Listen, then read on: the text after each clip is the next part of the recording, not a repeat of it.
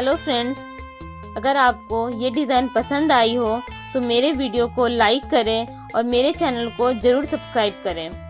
और bell icon दबाकर ऑल पर ज़रूर क्लिक करें ताकि मेरे इसी तरह के नए डिज़ाइंस आप सबको सबसे पहले देखने को मिले और आप इसे सीख सकें। मेरी इस कड़ी मेहनत के लिए मैं उम्मीद करती हूँ कि आप सब अब तक मेरे वीडियो को लाइक कर चुके होंगे और जिन लोगों ने मेरे चैनल को सब्सक्राइब नहीं किया है तो प्लीज़ आप मेरे चैनल को सब्सक्राइब कर लें ताकि आप मेरे YouTube फैमिली में शामिल हो सकें और हमारी फैमिली और भी अच्छी बन सके। So thank you friends, have a nice day.